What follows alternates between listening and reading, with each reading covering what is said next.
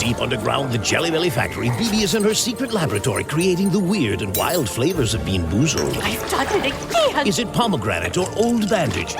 Dare to compare. Bean Boozled, 6th edition. Are you brave enough? Please meet Misty. Misty says she's heard rumors and she wants to find out the truth. Misty, tell us about those rumors. Jerry, I've heard rumors that my boyfriend has slept with my mother.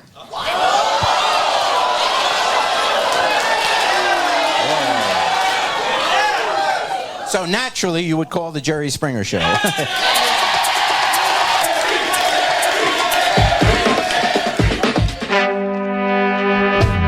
On this episode of The Commercial Break. Hey girl, what's up? It's me, Carl. I'm going to Venezuela. Just a little backpacking through the cocaine fields. I'm going to go start a revolution. We're just going to hang out with the rebels for a little while. You know how we do. I got to get those IG pictures to show the congregation. You know what I'm saying? Look, it's Angel Falls. Look, it's me kidnapped. He even told me about one night when the mother locked him out of a vacation home they had rented and told Meg he had gone off with another woman. Oh. Fucked up, man. That's a little much. That's low. Okay, ready? I chalked this up to my overdramatic friend and her overprotective mother. My friend was not exactly Prince Charming. As a matter of fact, he was the campus Molly dealer, and he looked the part. He had to go pack up. He didn't have a car. I'm sure Dad's not letting you use the car anymore, so he's probably... I just imagine him standing outside this, like, palatial estate with his bag and waiting for an Uber. And everybody else is sitting on the porch smoking cigarettes like, well, good riddance to old garbage. The next episode of The Commercial Break starts now.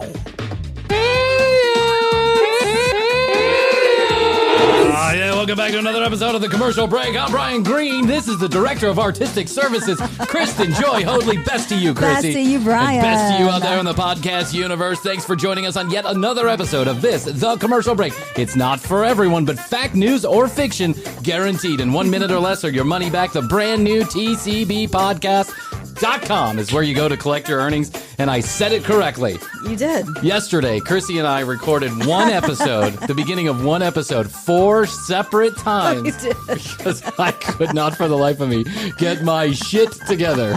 I'm sorry. Command Central. Yeah, yesterday was like just This is Command Central. This is Central Control. I was Stand by. that played randomly, and I was like, do you have things under control over there? Are you kidding me? There's not a modicum of control in here. The whole thing is bound with duct tape, and it's also bound to fall apart at any moment. But we appreciate you jumping on board because it's just us. It's just Brian and Krissy doing our thing. We're right here. Some days we just knock it out of the park, and then other days we just look at each other and go, well, at least we got to see each other. We got some laughs in. Didn't earn a fucking dime in those 4 hours, but at least we got some laughs in. I know I automatically just put it in the trash can symbol on the computer, and I say, well, I'll save it for a rainy day. We were just talking about my dog, Niko. It's getting bad. It's getting bad. Poor Krissy. Niko. I was in the, for those of you that don't know, who are just jumping on the show, Niko's a dog that I have 2 dogs. One of them is a Yorkie. One of them is a Maltese. The Yorkie we got from some redneck in a trailer. Who claimed she was the best in the bunch. And she certainly turned out to be something in the bunch. I'm not sure best would describe it, but she's a lunatic. We give her medication, still doesn't help. It's a placebo. I'm just pretending that it helps. Right. And then Niko is a dog that we collected from a family member who just couldn't handle not handle it, but she had full-time work and she needed someone to help take care of the dog. Yes. And so we volunteered to take this dog on. And ever since we took the dog in the house, the smell of death has been growing rapidly on this dog. He's all white, too, He's so all we white. call him the ghost dog. Well, he's all white except for his eyes, where just this gunk keeps falling out of it. And we don't know where the smell is emanating from, but we call him the ghost dog because I think he smells like a carcass, and I think he's just a dead dog that's hanging on. He's just holding on for one more minute. And yesterday, I'm so persnickety about when I eat. Everything's got to be, like, the wind has to blow the right way for Brian to actually get a meal down his gullet.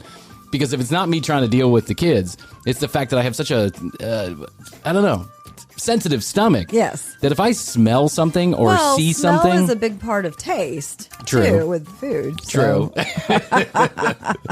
I wish I had like permanent COVID smell because then maybe it would take it down. That's true. But I was eating something last night after I got done with the studio, and Niko, like, strolled on in. He floated on in. All of a sudden he's there. Yeah, he tiptoes around because he's afraid of everything. It's like sometimes he'll be walking down the hallway and he'll be like, and you're like, what did you see? Yeah. Other ghost dogs floating around the house? Must be. This is the same dog. When we redid this house, we had a mouse in the house. There was a mouse that got in the house because we had just renovated, and I don't know how it got in the house, but it got in the house, and we started noticing that fruit would be on the floor, half eaten. And at first I was like, oh, it's just probably one of the kids throwing on the floor. But it came apparently, like, quickly, we realized that the kids were not doing this. It was a mouse. And this mouse had some fucking cojones because Niko slept in the kitchen where the mouse was stealing all the food, dropping it on the floor, and then eating it. So we put a camera up, and we found out that the mouse was like taunting Niko. Hey, Don't you say anything. Don't you say a fucking word, dog. Or I'm going to get you and your little friend, too.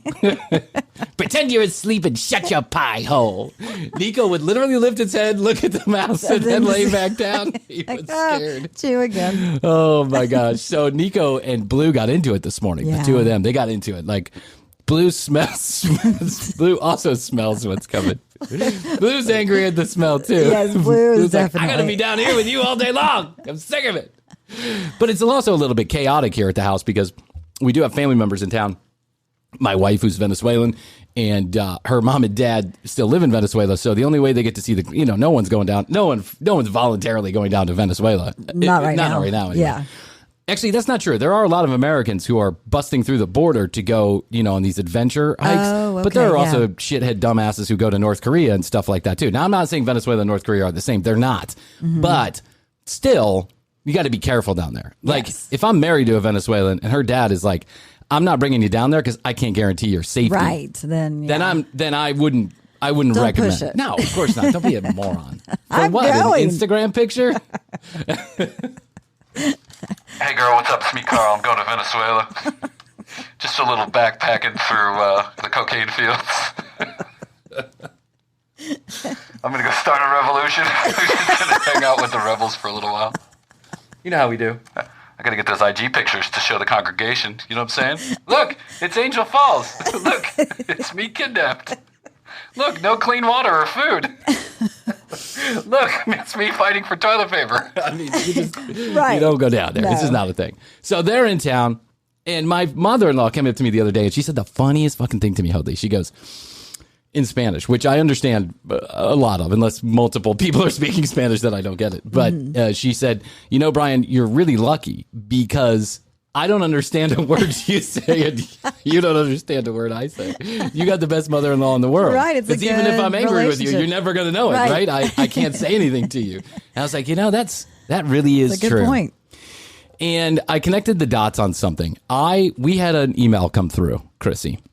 Okay. And when she said this to me, it reminded me of this email that came through, and I'd like to read it to you. It's an Ask Uncle Bryan question. Okay. Okay, this has to do with moms and moms-in-law. As we all know, I don't think I could be married to somebody where I didn't get along with It would the be in-laws. tough. It'd be really, really tough. I've been married twice, and both mother-in-laws have been wonderful. Father-in-laws, my father-in-law currently is wonderful, and we get along swimmingly. Like, there's no tension. Yep. I don't I've feel got like a great one too. Yeah, and I don't. But I have friends who do not have relationships like that with their in-laws, or there's constant strain and stress. Yes.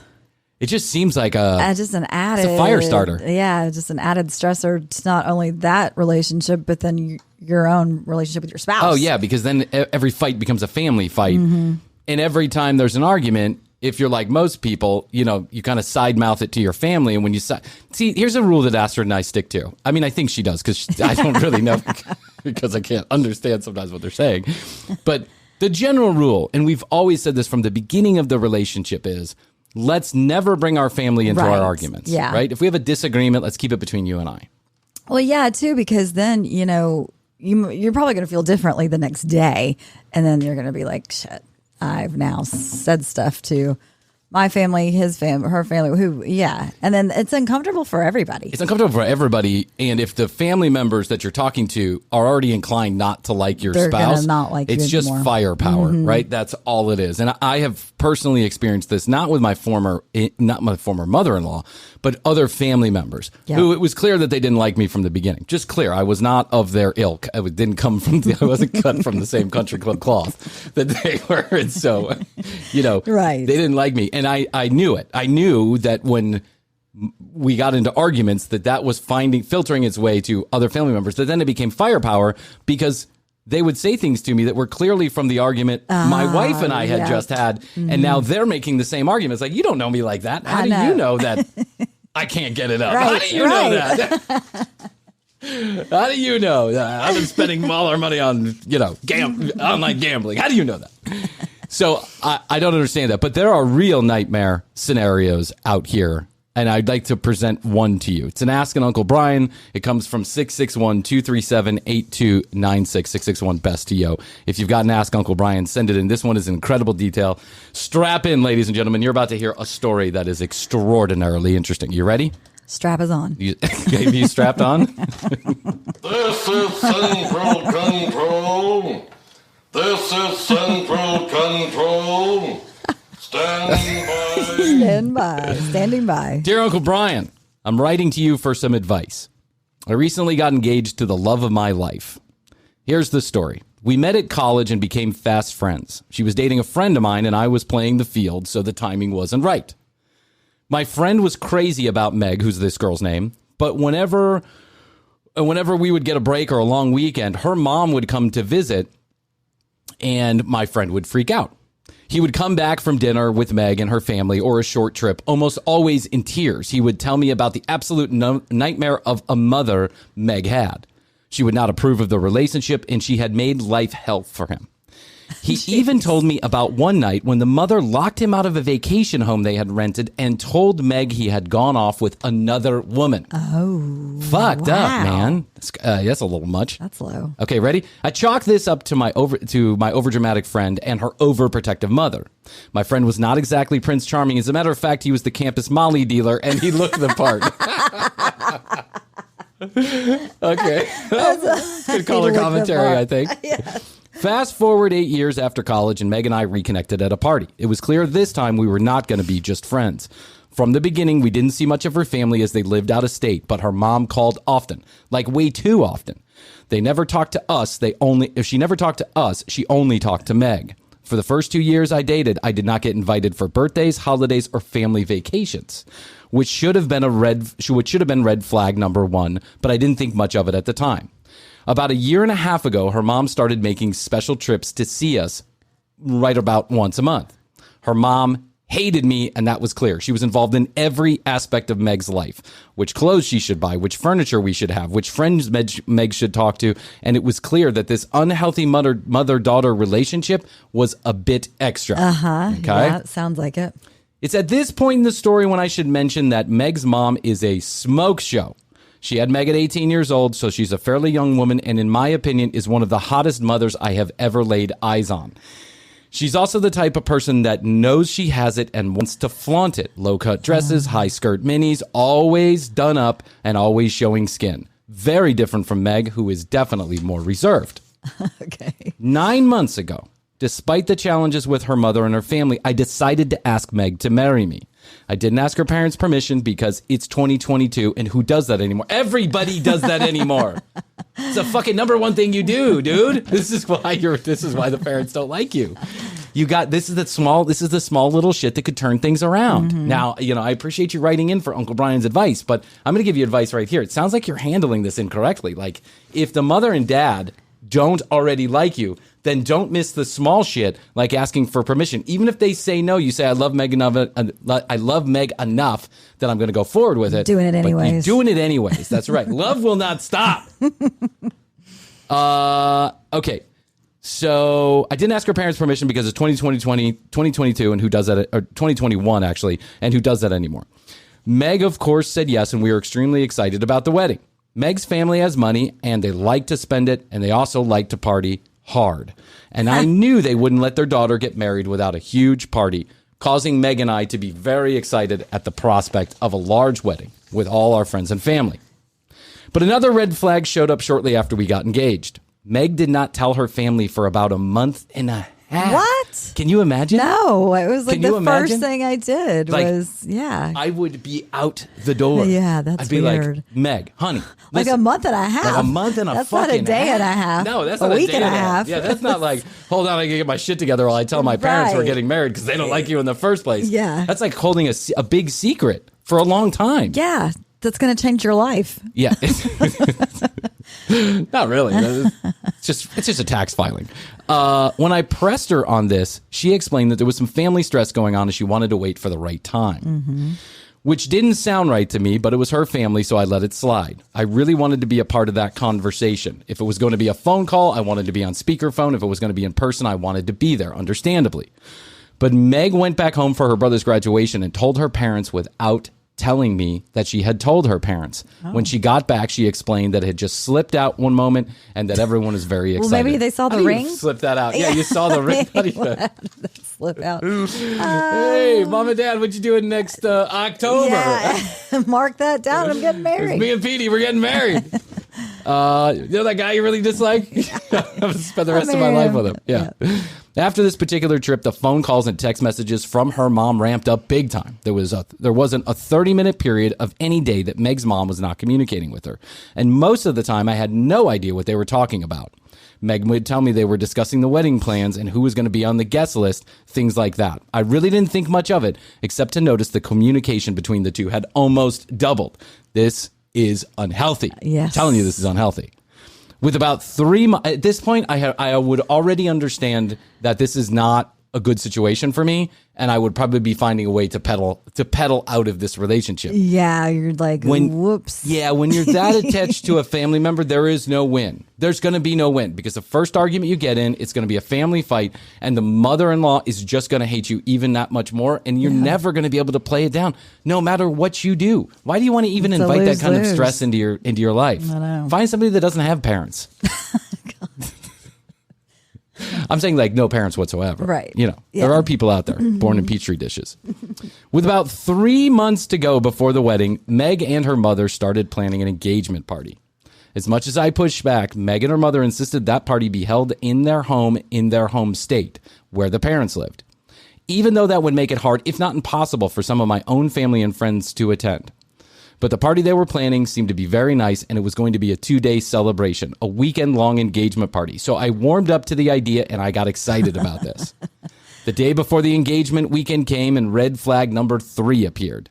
Meg started to really stress out. She kept telling me that I shouldn't worry if her mother seemed stressed or upset about the wedding, that it was just part of her mom being nervous. I mean, come on, man. Yeah, dude. I don't feel sorry for you. You should have been out long ago, dude. Sounds like Meg was trouble from the first moment you met her when your friend was dating her. You guys should have just never reconnected. I guess it's hard because Meg could be very great. We don't know who Meg is. Yeah, but we invite Meg to write her version of this story. That's true. Because wait till you get the whopper of an ending. Hold on one second. She kept telling me I shouldn't worry about her mother if she seemed stressed or upset about the wedding. That was just her mom being nervous about all the little details. I think she was prepping me for the fact that her parents did not at all like the idea of us getting married, especially her mom. When we flew into town, we headed straight to her parents' house. When the weekend came and we flew to her mom, flew into town, we headed straight to her parents' house. When we got there, I was told by her father that I could use one of the extra cars to drive myself back and forth to the hotel where they had put me up. Oh, okay. Even though Meg and I had been living together, they got me a hotel room. So weird. Meg told me not to worry about it. It was just her old-fashioned dad not wanting us to sleep together in the house, even though her brother's girlfriend was sleeping in the same house. Yeah. I didn't like this at all. Within 2 hours of being at the house, I was told to go back to the hotel and rest, and they would call me with plans for the night. Even though I tried to get, that was at I think I would have gone home. This is getting weird, right? That was at 3 p.m. And even though I tried to get a hold of Meg, she did not return my phone call until 8 p.m. that evening.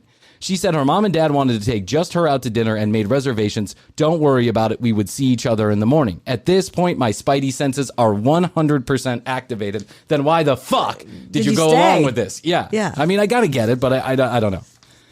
The next day, the party starts. It's at about 12 p.m. the catering company, a large event tent, backyard games, and hired bartenders showed up. It was turning out that it was going to be one hell of a party that they were going to throw. My stress subsided a little bit, and I decided just to relax and have some fun. And man, did I. I drank like a fish, even though the party didn't start till 5 p.m. And some of her and some of her extended family members, me and some of her extended family members started drinking as soon as the bartender set out bottles. Been there, done that. Yeah. We hit it hard all day long. And I'll admit it, I was pretty drunk. The kind of drunk where you really can't focus on anything in particular. The kind of drunk where you know you're very drunk. The kind of drunk where other people are asking you if you need a glass of water. You're drunk when someone's asking if you want to get a glass of water. Here, no, you should have it. Yeah, I know of you course. don't want it, but you should have it. If you know you're that drunk, you should have the water they're suggesting.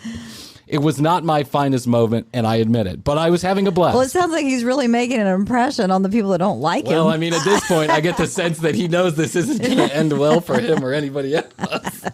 I guess so.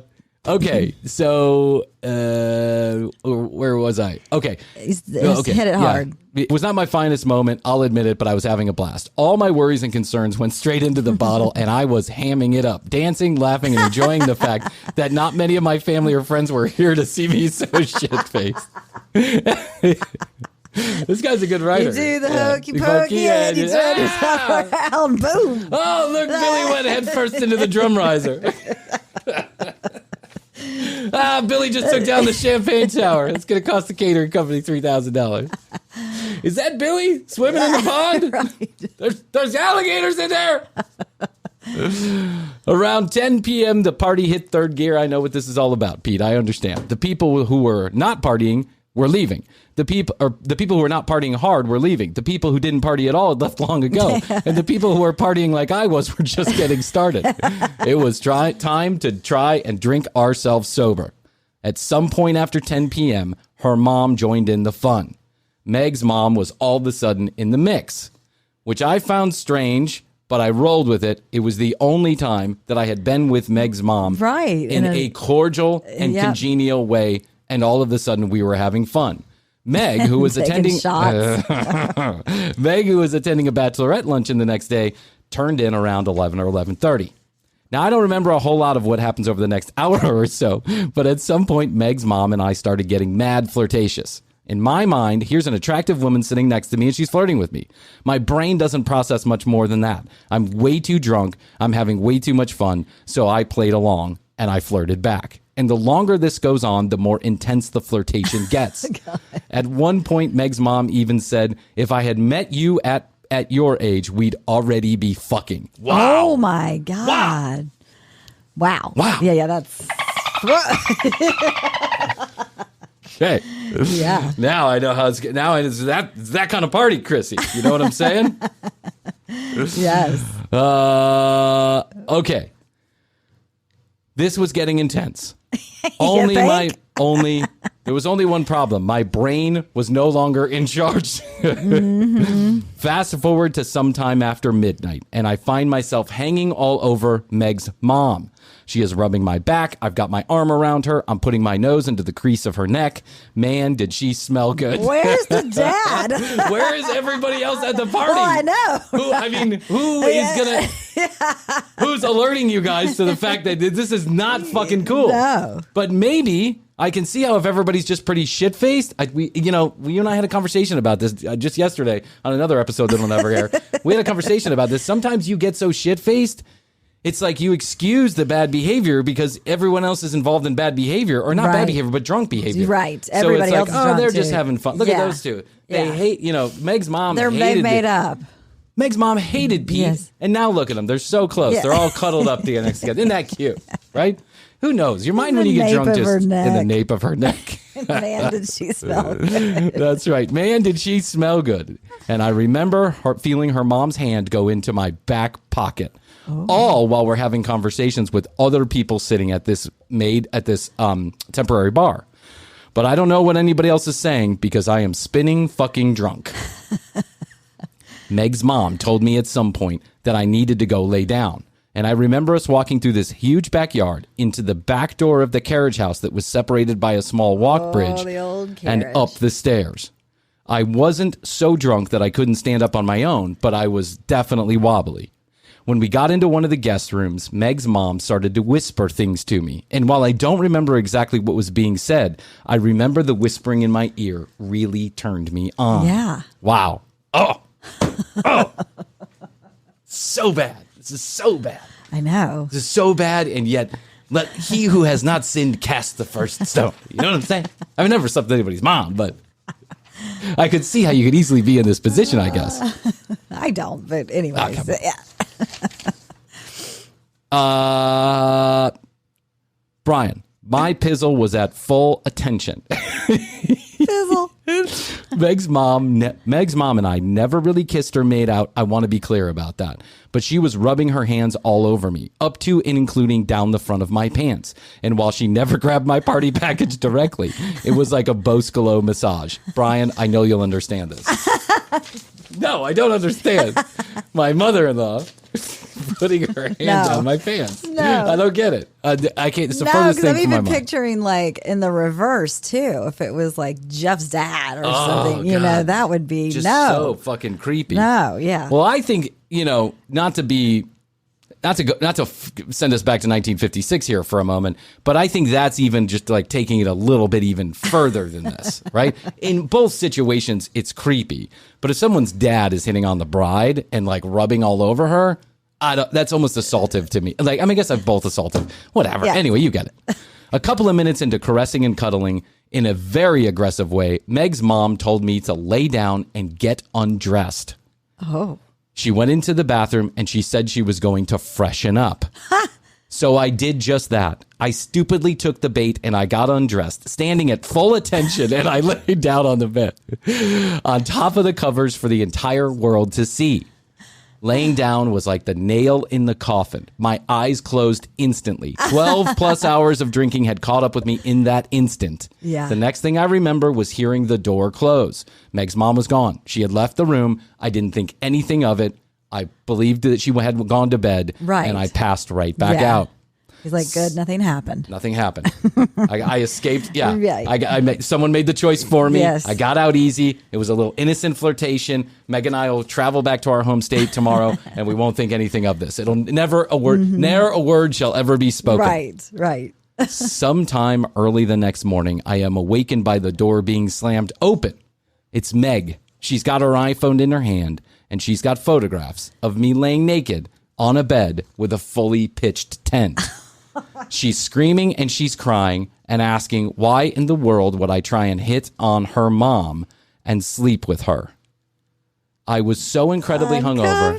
It took me full 5 minutes to put the pieces of the puzzle together, so I didn't say a word. I literally tried to wake myself up enough. I can only imagine, those really bad hangovers. Yeah. Oh, too. yeah. I just had one actually last week. No. I was going out with my sister for her birthday. And the next morning, my sister, her husband, and myself all kind of came out of the rooms at the same time. And we were like, what happened? The worst of the worst. Something that died in my mouth. Yeah. I can't even imagine trying to piece together the fact that I had tried to maybe sleep with somebody's parents. Alcohol is so much fun, and it gets you so blindingly stupid that we put up with this time and time again just so we can get to the next blindingly stupid moment that we're going to have. Well, it's really fun, and it tastes good. That's the problem. It tastes good. Yeah. It tastes like horse piss. I don't know what you're talking about, but you drink enough of it, it just starts to taste. You just don't even get it. Yeah. I get it. I get what you're saying. Eventually, it There's tastes a good. tipping point. Yeah. Oh, yeah. There's a tipping point. The fun part is right before the tipping point. Yeah, That's when and everyone should call it. But no one ever does. No one.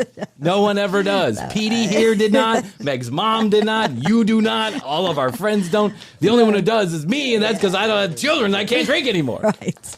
If I didn't have children, I'd be to Pete here. I'd be sleeping with everyone's mother-in-law.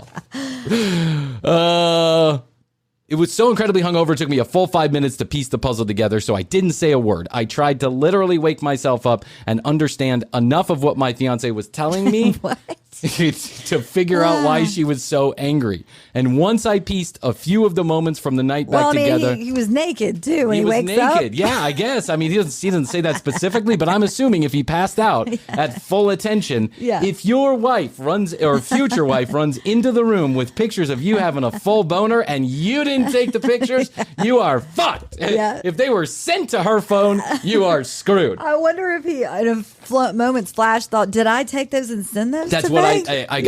I mean, I haven't talked to him on the phone, so I don't know. I mean, I haven't talked to him like about this part specifically, so I don't know. But I gotta imagine all the things that are running through your head. Yeah. First of all, whenever you get woken you probably up, just would like throw up immediately. That's what I would do. I'd go, Waffle House. Can we talk about this over Waffle House? And by talk about it over Waffle House, I mean, could you go get the Waffle House? Give me another 45 minutes, and then we'll talk about it. I'm almost sure that's not my penis attached to my face, but that doesn't look anything like my penis. That's a deep fake. Yeah. The other thing is that being woken up from a hard hangover is the worst. Yeah. Let me freaking sleep until I wake up on my own. Yeah, it's going to hurt enough when I wake up on my own. Right. When my body gets in enough pain that it just wakes myself up and goes, hey, dude, now you got to do something to help me out. But when someone... First of all, you got to pee. Second of all, you need some Advil stats. Oh, my God. You need Advil. You need greasy food. You need additional sleep. You need a couch to lay on. Additional sleep. You need a television show that has absolutely no plot whatsoever. Yeah, TLC. My 600-pound life, so you can for one moment feel better about yourself and all the embarrassing shit you did last night. Like sleep with Meg's mom. God. Oh, my God. Once I pieced the moments of some of the moments from the night before, it became absolutely clear what had just happened. I had been circle jerked by Meg's mom, and there was nothing I could do to unring that bell. There was no way to win this argument. It looked bad. It was bad. It was going to end bad, and it did. I like this guy because he just knows. He's like waves the white flag. Yep. I'm going to go to Jacksonville for a few days, and you can take your shit out of the apartment. Leave the dog. Yeah. I mean, that's basically what he said. Yes. So listen, the story concludes exactly how you think it would. Meg and her father flew back to where we lived a couple days later, collected all the belongings, and left me with the extra set of keys to the condo. She wouldn't return my phone calls. She wouldn't return my texts, and she's nowhere to be found on my social media. I had been dumped in the most cruel way because I had committed the most cruel of acts. Everyone was on par, and no one was more in the wrong than I. I share this with you as a cautionary tale. Be wary of the overprotective mother or father. They always win. There's nothing you can do. It always ends badly, especially if you act like a complete asshat, just as I did. Yes. Forever in regret, your TCB pal Pete. That is the best text message we have ever gotten. It's time for the commercial break inside of the commercial break. TCBpodcast.com, the brand new TCBpodcast.com is where you go. You'll find all of the audio, all of the video right there on the website. And while you're there, you can drop us a line, hit the contact us form, and let us know if you have any questions, comments, concerns, or content ideas. We would love to hear them, and we will always give you credit if we use your idea on air. 661-237-8296. That's 661, the word best, the number 2, YOYO. Text us, leave us a voicemail. We'd love to hear your voice. And who knows, you just might hear yourself at the beginning of one of these silly podcasts. We'd love it if you'd follow us on Instagram, though no one else does. You'll be the first at The Commercial Break. And go to our YouTube channel where we're doing just slightly better, youtube.com/The Commercial Break. As the podcast continues to grow, Krissy and I want you to know that we're ever grateful that you continue to listen. And if you have just a moment, follow or subscribe on your favorite podcast platform. And if they have a place for you to leave a comment or a review, please do so. We like to keep the podcast free of charge because, let's be honest, no one was going to pay for it anyway. So our sponsors support our ventures. Please use the specialized URLs or codes if you're ever in the market for their products or services. They'll give you free shit. They'll continue to buy sponsorship. It's a win-win all around. Speaking of sponsors, we're going to take a short break to hear from them, and then we'll be back to this episode of The Commercial Break. want to thank our next sponsor, Mint Mobile. Mint Mobile, the Ryan Reynolds phone company that he built himself using puppy breath-powered 5G towers. Sorry, this always freaking happens when I'm recording.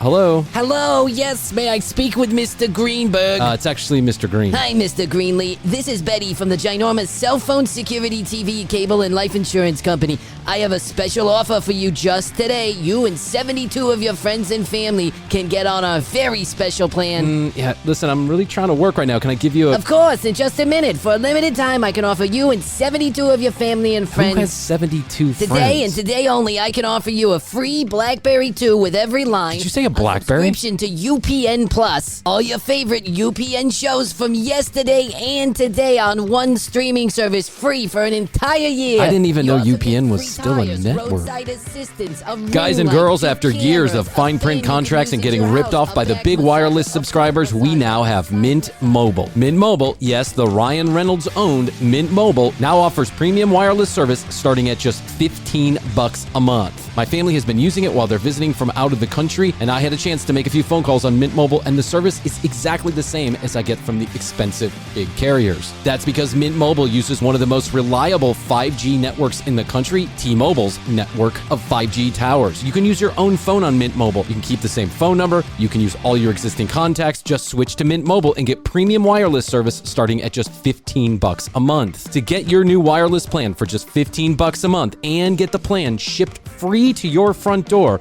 go to mintmobile.com/TCB. That's mintmobile.com/TCB. Cut your bill to $15 a month at mintmobile.com/TCB. And the commercial break would like to thank Ryan Reynolds for giving us some of that sweet Hollywood cash to talk about Mint Mobile. It's a great service. Go to mintmobile.com/TCB and tell them the commercial break sent you.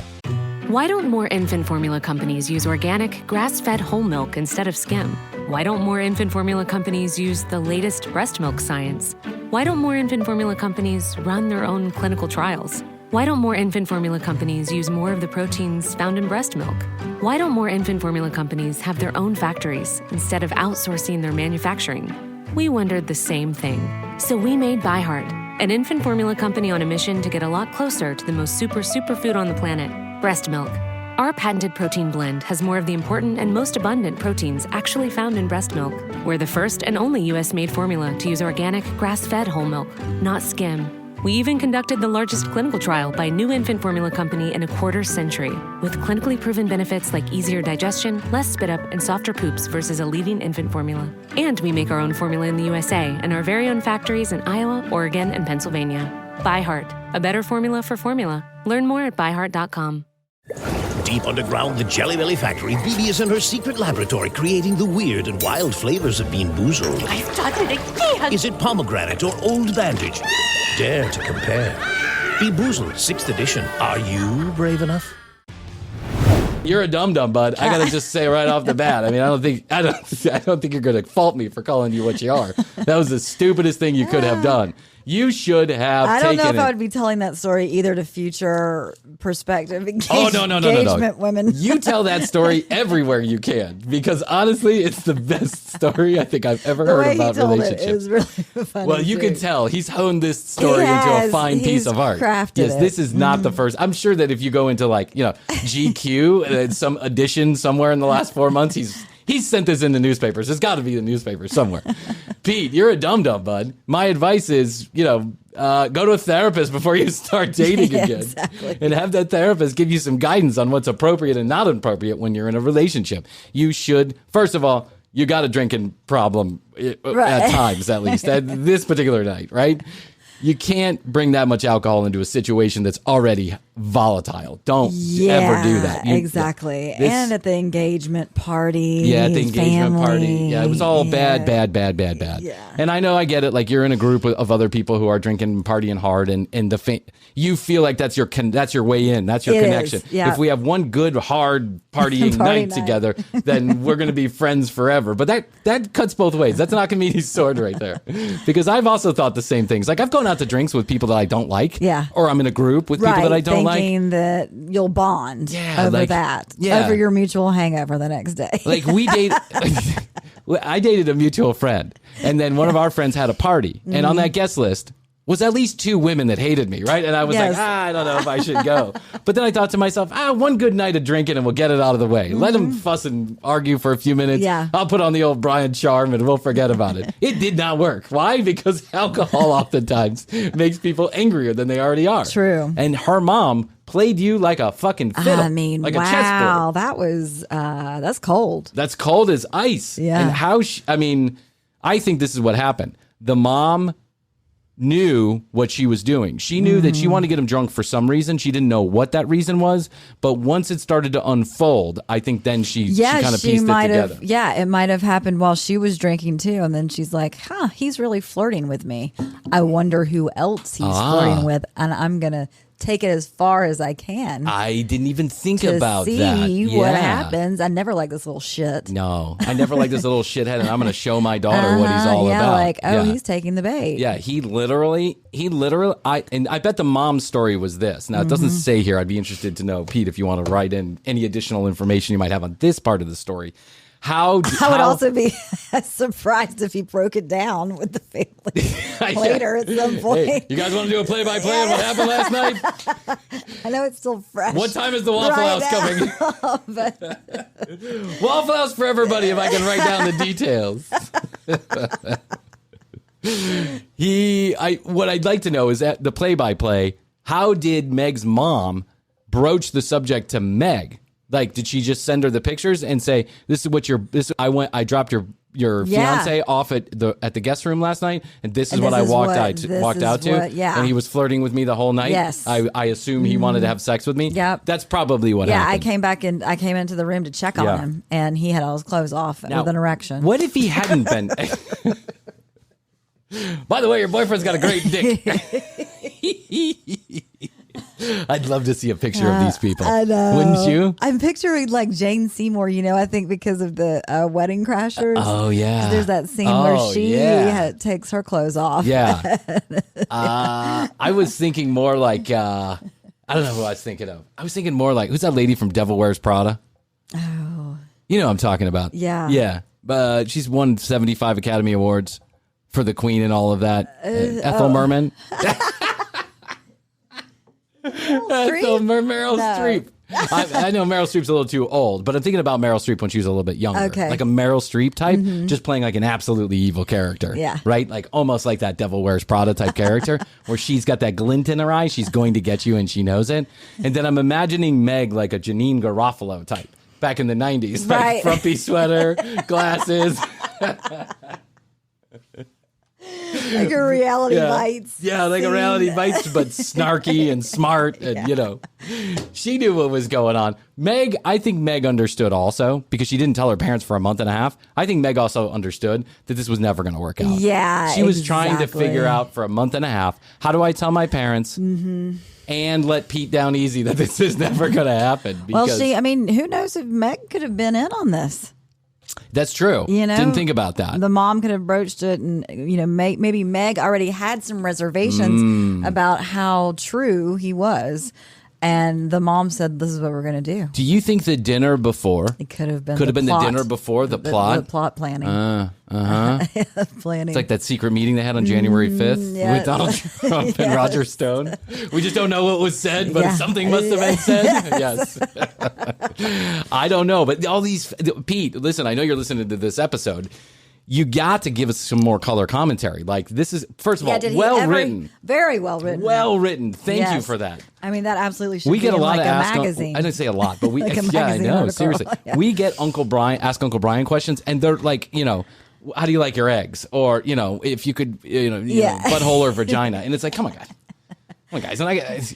We're the commercial break. We have a modicum of respect. That's right. Yeah. This is the gold standard, guys. You got to live up to this when you're writing your Ask Your Uncle Bryan. I need full detail. I need color commentary. I need to make a story out of it.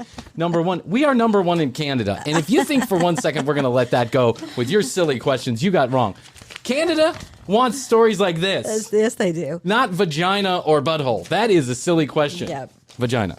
Both. Both. Not at the same time, though.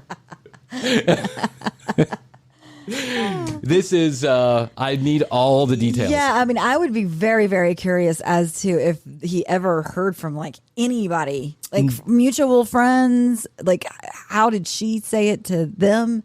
There's got how did she tell them? What did she say happened? I mean, like, yeah. There has to have been follow-up. There has to have been follow-up. Yeah, there wasn't just a complete sever, and then you never hear anything from those people again. All those people that were sitting there drinking are never going to miss an opportunity to hear the story also. That's right. You know, sometimes you just want to contact somebody to get their side of the story. Like, you know, it's really none of your business, but you're like, hey, bro, what's up? What happened with you and Meg last night? Yeah. I just want to call say I had a great time last night. Thanks. You make like small talk for a few minutes, and then you're like, hey, whatever happened with you and Meg? Yeah, I'm assuming they have mutual friends too. That somebody must have Meg been there. must have come back and told something to. Oh, I'm sure this is Meg's favorite story. I'm sure Meg has put him on blast. All that social media. Did she keep the ring? Oh, good question. Did she keep the ring? Did she put you on blast on social media? Yeah. Don't tell me you don't have a fake account that's low, because I know you have. I know you do. And if you don't, I do. So let me know and I'll come back and check. Clearly, these are all inquiring minds want to know. Pete, I could put you on a vocalizer and we could ask these questions directly on a phone call. If you're up for it. I love it.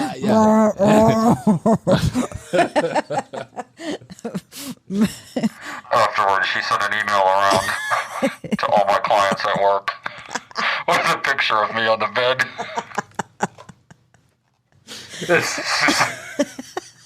Saying, this is who you buy your high-end sanitizer from.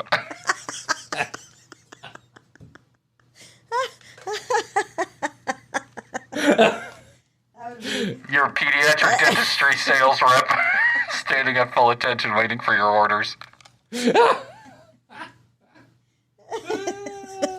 Yes, there's got to be some follow-up, something. Give us a morsel. This is your salesperson of the year. I've got a picture on the sign, the parking space, the special employee of the month. Every stop sign in the town we lived in had a picture of me drunk with a boner. Have you seen this dick? Looking for a dick, yeah. No reward. No reward. You have to pay us. Oh my God, that is too funny. She wrote the same story and sent it to my parents. I haven't been invited to Christmas in 3 years. Yeah. I mean, what do you say to your parents? Yeah, what is Pete, what is the breakup story? I know. What do you say to This your has become family? an episode where we're just talking to one guy, which is not unlike most episodes of the commercial break. Best worst podcast in Canada. Number one worst podcast in Canada.